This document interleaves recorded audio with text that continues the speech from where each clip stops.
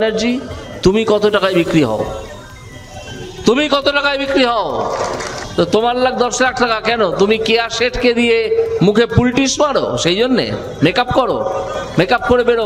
মমতা ব্যানার্জি মহিলা তো, আমার মনে প্রশ্ন জাগে মাঝে মাঝে। অত্যন্ত কুরুচিকর কথা, অত্যন্ত কুরুচিকর কথা বলেছেন তমলুকের বিজেপি প্রার্থী মমতা বন্দ্যোপাধ্যায়কে উদ্দেশ্য করে। আমরা তীব্র নিন্দা করছি।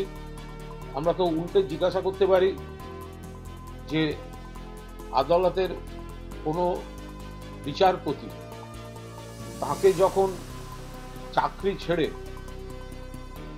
বিজেপির প্রার্থী হতে হয়, আপ কিতনে মে বিকতে হো, এই প্রশ্নটাও তো করা যেতে পারে যে বিচারপতি চেয়ার ছেড়ে বিজেপি প্রার্থী হতে গেলে তার দাম কত?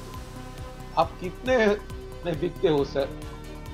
अगर आप ये सवाल हमारे लीडर ममता बनर्जी जी को आपको पूछना है तो पहले आपको तो इसका जवाब देना पड़ेगा, आप कितने में बिकते हो। तो এটা একদম কুরুচিকর কথা। সন্দেশখালীতে যে টাকার বিনিময় হয়েছে এটা তো অভিজিৎ বাবুর বন্ধুরাই বলে দিয়েছে। অভিজিৎ বাবুর দলের লোক গঙ্গাধর কয়াল, সে তো তৃণমূল করে না। গঙ্গাধর কয়াল তো অভিজিৎ বাবুর দলের মন্ডল সভাপতি। এই টাকার কথা, চক্রান্তের কথা তার দলের লোকেরাই বলেছে। তাদের দলের লোকের সঙ্গে অভিজিৎ বাবু কথা বলেন। এত অসম্ভব খারাপ কথা আপনার মুখে শোনা যাচ্ছে যে মানুষ আপনাকে আর মানুষ ভাবছে না। আপনি কি ভেবেছেন? মাননীয় মুখ্যমন্ত্রী, তাকে উদ্দেশ্য করে আপনি যে কথা বলেছেন সে কথা কোনো ভদ্র মানুষ বলতে পারে বলে আমাদের মনে হয় না। কেউ রেখা পাত্র অথবা বাকি মহিলাদের 2000 টাকায় কিনে নিয়েছে বলা হয়নি।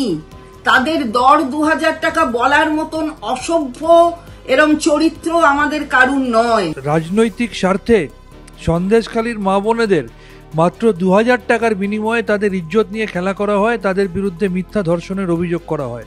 আর তারপর আমরা দেখলাম সেই বিজেপির আরেকজন নেতা, যিনি বিচার ব্যবস্থার ধারক বাহক হিসাবে রাজনৈতিক প্রভাবিত হয়ে কাজ করেছেন, পরবর্তী ক্ষেত্রে বিজেপিতে গিয়ে তিনি ভারতবর্ষের একমাত্র মহিলা মুখ্যমন্ত্রী, যিনি 7 বারের প্রাক্তন সাংসদ, 4 বারের প্রাক্তন কেন্দ্রীয় মন্ত্রী এবং 3 বারের বাংলার নির্বাচিত মুখ্যমন্ত্রী, সেই মমতা বন্দ্যোপাধ্যায়ের বিরুদ্ধেও কী ধরনের কুরুচিকর মন্তব্য করলেন।